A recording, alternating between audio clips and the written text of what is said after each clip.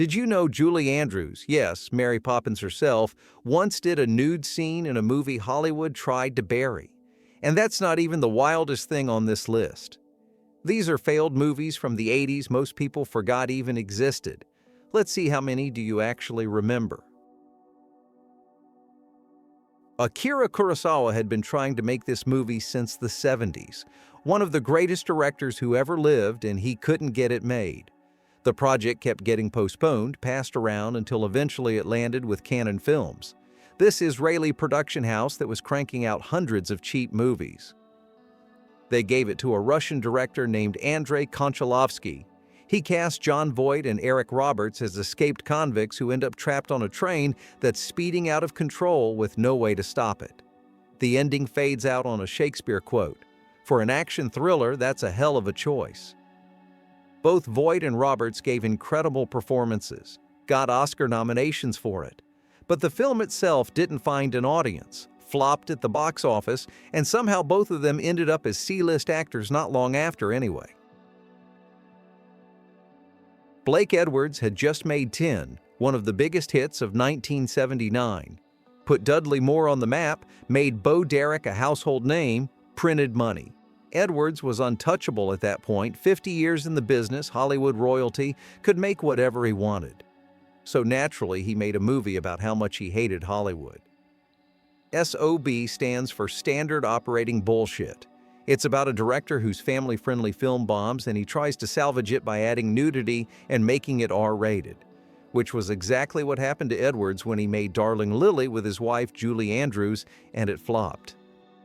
So he cast Andrews again, has her play a sort of meta version of herself trying to break away from the Mary Poppins image. The whole film is this vicious takedown of the industry. It's full of characters that are obviously meant to be real Hollywood executives and producers, and it recreates actual scandals everyone knew about but nobody talked about publicly. Julie Andrews does her only nude scene. The whole thing is designed to burn bridges. It failed at the box office, barely made its budget back, but here's the Hollywood ending. The very next year, Edwards delivered Victor Victoria, one of the greatest musicals ever made. Huge hit, Oscar glory, everyone made money, and just like that, all was forgiven. This one's set in a Catholic school in Brooklyn in 1965. Kennedy just died, Vietnam's heating up, everything's about to change. It's about some teenagers getting ready to leave school and go into the real world, scared out of their minds but pretending they're tough. The priests are harsh, sometimes brutal, but that's how they think they're preparing these kids for how rough life gets. There's some young actors here who'd go on to have real careers. Mary Stuart Masterson, Kevin Dillon, Patrick Dempsey's first movie, Wallace Shawn playing a priest. Some bigger names too, like Donald Sutherland and John Hurd. The movie's sweet, but also making fun of Catholic school at the same time. Nobody saw it when it came out. It kind of just vanished. And now, with everything that's come out about the church over the past few decades, it's even harder to watch this with any kind of nostalgia. But if you can somehow get past that, and I know that's asking a lot, there's something real here about a specific moment in American history that's gone forever. Sidney Lumet made cop movies. That was his thing. Serpico, Dog Day Afternoon, 12 Angry Men, all these gritty, realistic films about law enforcement and corruption. He'd been doing it for decades, and he was really good at it. Then in 1978, he made The Wiz, a Wizard of Oz musical with Michael Jackson set in New York City, and it was a complete disaster. Nobody understood why he did it, and the movie bombed hard. So in 1981, Lumet went back to what he knew. Prince of the City is about a narcotics detective who starts cooperating with investigators looking into police corruption. He agrees to help expose dirty cops, thinks he can protect his friends while taking down the real bad guys. But it doesn't work that way. The investigation keeps expanding, more people get implicated, and he ends up destroying the lives of everyone around him. Critics loved it when it came out, called it one of Lumet's best, and then it just disappeared. Nobody talks about it now, nobody watches it. It's been completely forgotten even though it's supposedly this great film. Francis Ford Coppola finished Apocalypse Now and had to figure out what to do next. He just made one of the greatest war films ever, almost killed himself doing it, went over budget by millions. So naturally, he decided to make an experimental musical about a couple breaking up, and he spent $25 million making it. One from the Heart was Coppola trying to make an old-school MGM musical, but weird and surreal. He built this elaborate fake Las Vegas entirely on a soundstage, miniatures, sets, everything deliberately artificial. Sat in an RV in the parking lot and directed the whole thing on monitors. He was experimenting with everything at once. New technology, new methods, editing while they were still shooting. Really tried to create a whole new art form. But of course nobody wanted it, especially not from the Godfather guy. The movie made $900,000. Coppola spent the next 10 years taking whatever directing jobs he could get just to pay off the debt. The ironic thing is all the stuff he was doing in 1982 is normal now, but back then it killed his career. The Dresser is about an old Shakespearean actor who's falling apart and the guy whose job it is to hold him together. It's World War II. There's this theater troupe touring around doing King Lear and other plays. The lead actor, they just call him Sir, is an alcoholic mess who can barely remember his lines. Norman is his dresser, the person responsible for getting him ready every night and keeping him functional enough to perform. The whole movie is Norman managing an impossible situation. Sir's drinking, forgetting his cues, having breakdowns, and Norman just keeps piecing him back together night after night. Both actors, Albert Finney and Tom Courtenay, got Oscar nominations for Best Actor. The film was based on a play, but it actually worked because most of it happens in a theater anyway, so there was nothing to fix.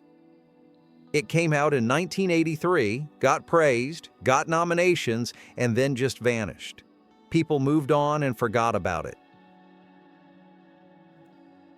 Ken Russell spent 20 years being cinema's bad boy. Late 60s through 1989, he made films that deliberately pissed people off. Most people only know him for Tommy and Altered States, but he had this whole career of making stuff nobody wanted to touch. 4 years after Altered States, Russell made Crimes of Passion with Kathleen Turner. She plays a woman who's respectable by day and works as a prostitute at night. Russell was trying to dig into the whole double life thing, who we really are versus who we pretend to be. The studio panicked when it got an X rating. They recut it to bring it down to an R and gutted the film in the process. What was left just looked sleazy and sordid instead of whatever Russell had been going for. And the film already had problems. Anthony Perkins was doing this way over-the-top performance that didn't work, and the lead actor John Laughlin was just wooden. But the real issue was Russell put a priest in the movie who had sexual and murderous fantasies. In 1984, Americans did not want to see that. Religious figures with actual human desires? No thanks. That was the line that nobody wanted crossed.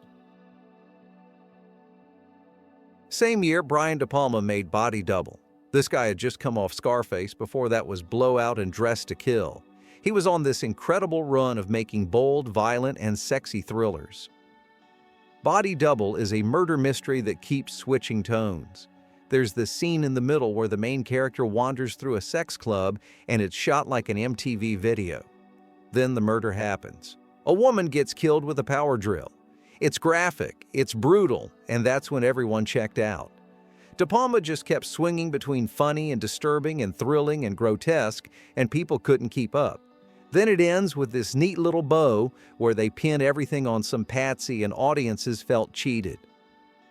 The film flopped at the box office. De Palma had made something too violent, too all over the place, and nobody wanted it. Walter Hill's Streets of Fire is the weirdest here. Hill had produced the Alien films, directed The Warriors and Southern Comfort. Everything he did was tough and gritty. Then he made a musical fairy tale. MTV was exploding in 1984, and Hill basically made a feature-length music video.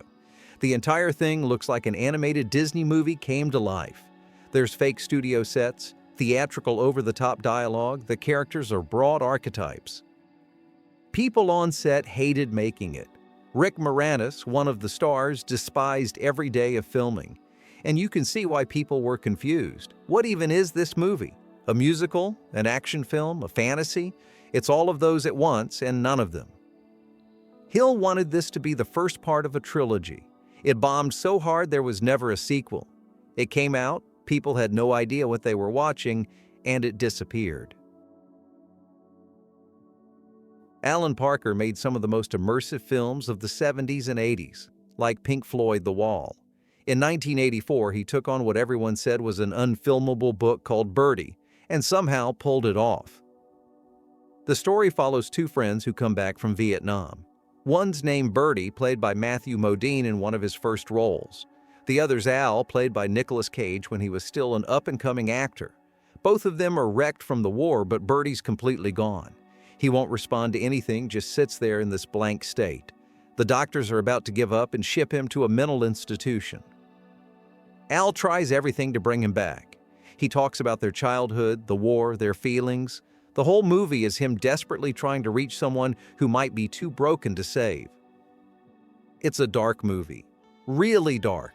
There are moments where it gets almost unbearably depressing, and that's probably why it disappeared. You see it once, it stays with you, and you never want to put yourself through it again. In 1985, Scorsese made a black comedy about New York City that nobody remembers. Griffin Dunne plays this guy Paul who goes on a date in downtown Manhattan.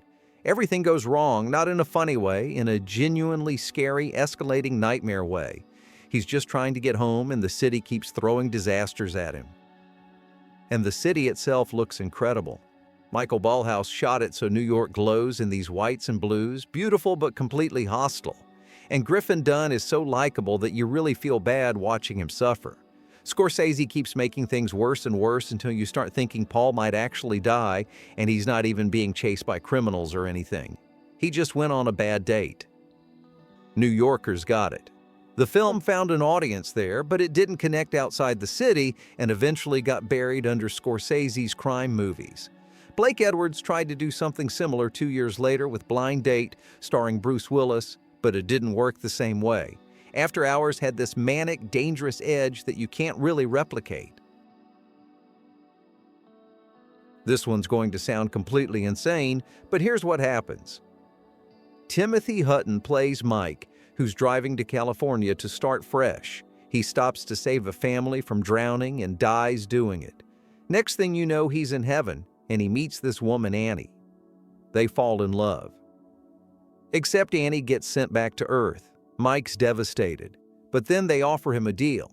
He can go back to Earth as a baby with zero memory of heaven or Annie, and if he can somehow find her again within 30 years, he gets to stay with her and live out his life. So the whole movie becomes this search for someone he doesn't even remember he's looking for.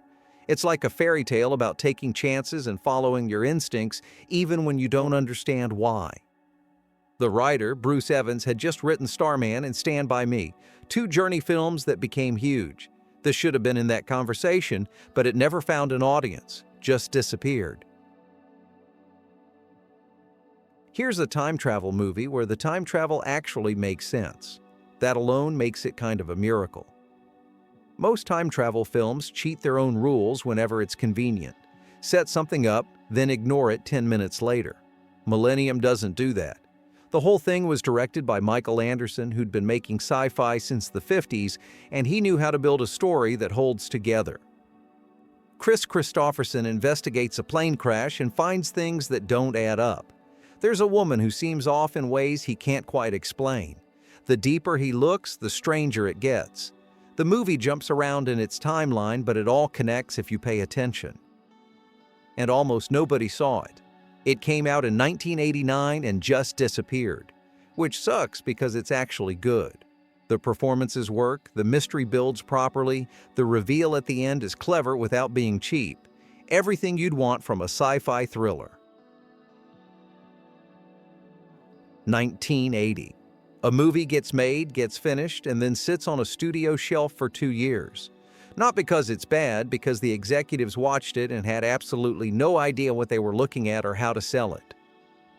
The Stunt Man is about a fugitive who accidentally kills a stuntman on a film set and ends up replacing him to hide from the cops. but the movie itself is this crazy meta thing where you can't tell what's real and what's part of the film within the film. And the director character played by Peter O'Toole might be a genius, or might be evil, or might be both. Studio heads watched this and panicked. They didn't understand it, couldn't figure out the marketing angle, so they just shelved it and hoped the problem would go away. 2 years later, some film festivals in the Northwest decided to screen it. Audiences there got it immediately. Word started spreading.